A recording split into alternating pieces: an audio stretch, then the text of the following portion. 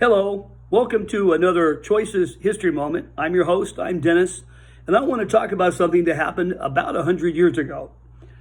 In 1914, World War I broke out, a war between the British Empire and the French on one side, and the Austro-Hungarians, the Germans, the Ottoman Empire on the other. Thousands and thousands of men were needed for the war, and the British government was desperate. It's a small island with a relatively small population compared to all of Europe, and they needed men. But like all nations and all countries, there were medical restrictions on who could and could not join the army. One of those limitations was height. You had to be at least 5'3" to be in the army. And the story went about one young man that went to the recruiting office to enlist, and he was rejected because he was only 5'2". He was short an inch. He went to recruiting office after recruiting office, hoping to sneak by. And finally, at the last one, they told him, "You just can't be in the army. You're 5'2". He got so angry that he threatened to whip any man there to prove he was as good a man as they were. When the recruiting sergeants tried to kick him out, it said that it took 6 men to finally subdue him and drag him out of the building. When that story got back to the leaders in the British government that were in charge of recruiting soldiers for the war, they realized there was a huge untapped source out there. So they changed the rules from you needed to be 5'3" to be only 4'10". And this turned out to be a really great move, because what no one had thought of was that all over England and the United Kingdom, there were short men who worked very hard at hard labor jobs, and they were tough and they were strong, especially in the mines and in shipbuilding.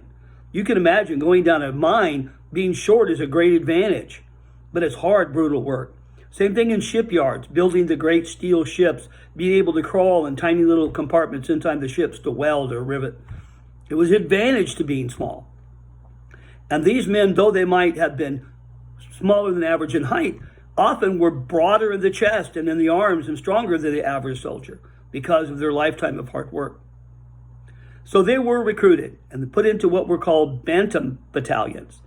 A bantam is the lightest weight of boxer, or a small, plucky, tough little chicken. And so the bantam battalions were formed from different regions all over the United Kingdom. Some, like the 19th Light Infantry from the Highlands of Scotland, had a reputation for being very quarrelsome, starting fights in the pubs and in the bars. The locals in Glasgow called them the Devil Dwarfs. The Germans were real happy to meet them either. They were tough. At the end of the war, the battalions were eventually broken up and spread out through other British units. Some of them found a very special position as tunnelers. One of the ways in those days you destroyed an enemy fortification was to tunnel deep underground underneath it, placing massive explosives, then blowing them up. Very dangerous job, but obviously one for a small man and a former miner fit the need perfectly. The casualty rate among the bantam troops was very high because of their bravery, not because of their height. So today, when you see a picture of a tall, handsome soldier, don't forget the Devil Dwarves, the wee soldiers as they were called, the bantams, who also did their part for king and country. Thank you. This has been another Choices History Minute with your host, Dennis. Tune in again.